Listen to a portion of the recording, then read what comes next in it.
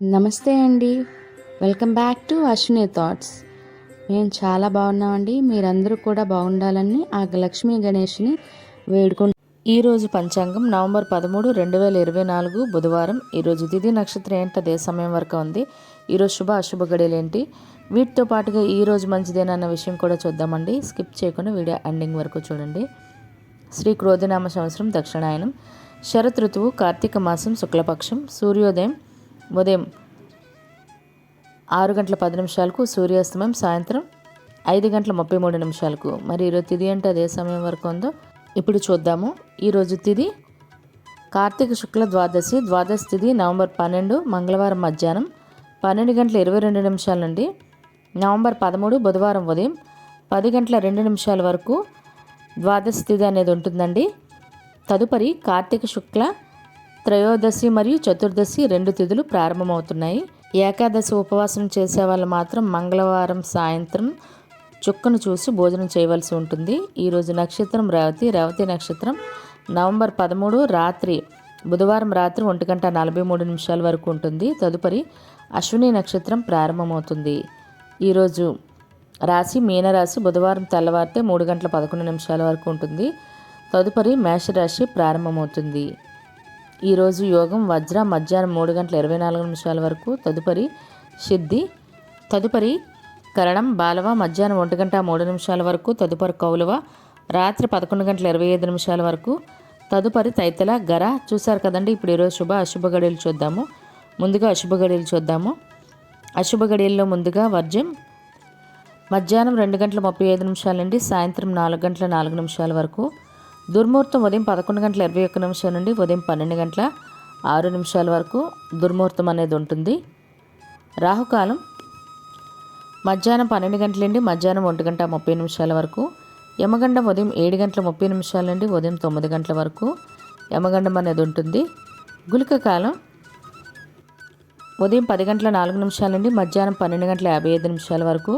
ఇవన్నీ ఈరోజు అశుభ సమయాలండి. మరి ఇప్పుడు ఈరోజు శుభ సమయాలు అనేవి చూద్దాము. శుభ సమయాల్లో ముందుగా బ్రహ్మ ముహూర్తం తెల్లవారితే 4:47 నుండి తెల్లవారితే 5:35 వరకు. అమృత గడియలు సాయంత్రం 5:25 నుండి సాయంత్రం 6:53 వరకు. ఈరోజు అభిజిత్ ముహూర్తం అనేది లేదండి. ఇవి ఈరోజు శుభ సమయాలు. మరి ఇప్పుడు ఈరోజు ప్రశ్న అనేది ఇప్పుడు చూద్దాము. ఈరోజు ప్రశ్న యామర్తి వెంకటరమణమూర్తి గారు చిక్కడపల్లి నుండి ప్రశ్న అయితే అడుగుతున్నారండి. బ్రహ్మదేవుడు సంతానం పేరు ఏమిటి? ఈ ప్రశ్నకు సమాధానం తెలిస్తే కింద కామెంట్ బాక్స్లో కామెంట్ చేయండి.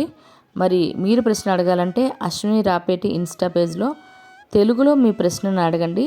మరి ఈరోజు నిన్నటి అడిగిన ప్రశ్నని ఇప్పుడు చూద్దాము. నిన్నటి ప్రశ్న రాజమహేంద్రం నుండి శ్రీ దుర్గా గారు అయితే అడిగారు.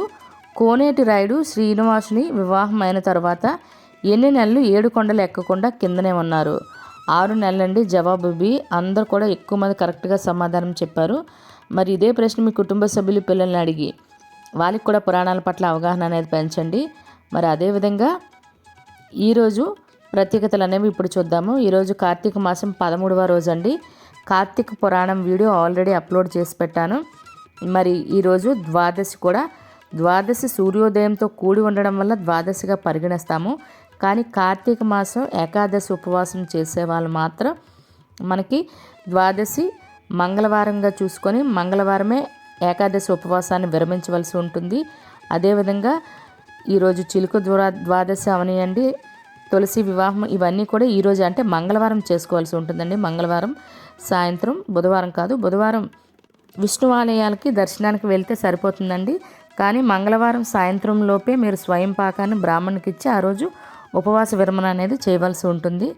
మరియు ఈరోజు గాయని పి సుశీల గారు మరియు నటి జూహీ చావ్లా మరియు నటుడు రాజీవ్ కనకాల పుట్టినరోజు. వాళ్ళకి మన ఛానల్ తరపున పుట్టినరోజు శుభాకాంక్షలు అయితే తెలియజేస్తున్నాను. ఇవి ఈరోజు ప్రత్యేకతలు. మరి ఇప్పుడు ఈరోజు మంచిదేనా అనే విషయం చూద్దాము.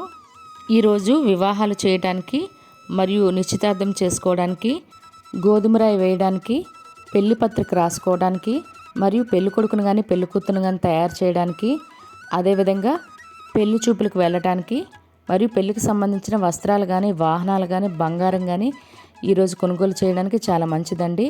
మరియు శంకుస్థాపన చేయడానికి, గృహప్రవేశం చేయడానికి, ద్వారబంధం ఎత్తడానికి, స్లాబులు వేయడానికి, వాస్తు పూజ చేయడానికి, సత్యనారాయణమూర్తి వ్రతం కానీ లేదా రుద్రాభిషేకాలు కానీ చేసుకోవడానికి కూడా ఈరోజు చాలా మంచిదండి.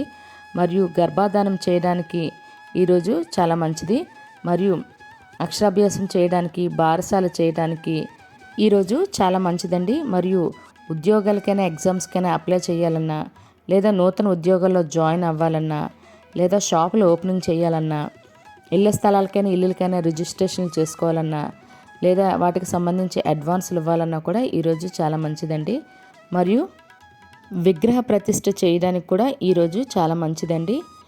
చూసారు కదండి ఈరోజు పంచాంగం. ఈ వీడియో నచ్చినట్లయితే మీ ఫ్రెండ్స్ అని, మీ ఫ్యామిలీ మెంబర్స్ కానీ ఈ వీడియో అవసరం అనుకుంటే వాళ్ళకి ఈ వీడియో ఫార్వర్డ్ చేయండి.